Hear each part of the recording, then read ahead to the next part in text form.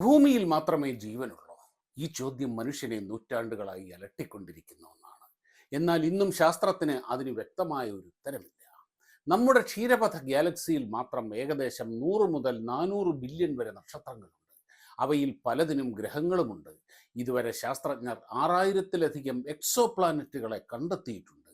അവയിൽ ചിലത് ഭൂമിയെപ്പോലെ ജീവന് അനുകൂലമായ താപനില ഉണ്ടായിരിക്കാവുന്ന ഹാബിറ്റബിൾ സോണിലാണ് സ്ഥിതി ചെയ്യുന്നത്. അപ്പോൾ അവിടെ ജീവൻ ഉണ്ടാകുമോ? ഉണ്ടാകാം. പക്ഷേ ഇതുവരെ ഒരു അന്യഗ്രഹജീവിയുടെയും വ്യക്തമായ തെളിവ് ലഭിച്ചിട്ടില്ല. അതുകൊണ്ട് ജീവൻ ഇല്ലെന്ന് പറയാനും കഴിയില്ല, ഉണ്ടെന്നുറപ്പിക്കാനും കഴിയില്ല. ഇവിടെയാണ് പ്രശസ്തമായ ഫെർമി പാരഡോക്സ് ഉയരുന്നത്. പ്രപഞ്ചത്തിൽ ജീവൻ സാധാരണമാണെങ്കിൽ അവർ എവിടെയാണ്? എന്തുകൊണ്ട് ഇതുവരെ ആരെയും കണ്ടെത്താൻ കഴിഞ്ഞിട്ടില്ല? ചില ശാസ്ത്രജ്ഞർ പറയുന്നത് ജീവൻ രൂപപ്പെടുന്നത് അത്യപൂർവമായ ഒരു സംഭവമായിരിക്കാം എന്നാണ്. മറ്റു ചിലർ പറയുന്നത് ജീവൻ ധാരാളം ഉണ്ടായിരിക്കാം, പക്ഷേ നക്ഷത്രങ്ങൾ തമ്മിലുള്ള ദൂരം അത്രയേറെ വലുതായതിനാൽ പരസ്പരം ബന്ധപ്പെടാൻ കഴിയുന്നില്ല എന്നതാണ്. മറ്റൊരു സാധ്യത വികസിത സംസ്കാരങ്ങൾ വളരെ കുറച്ചു കാലം മാത്രമേ നിലനിൽക്കൂ എന്നതുമാണ്.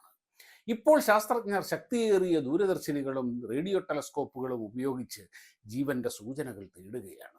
ഭൂമിക്ക് പുറത്തുള്ള ഗ്രഹങ്ങളുടെ അന്തരീക്ഷത്തിൽ ഓക്സിജൻ, മീഥേൻ പോലുള്ള വാതകങ്ങൾ ഉണ്ടോ എന്നും അവർ പരിശോധിക്കുന്നു.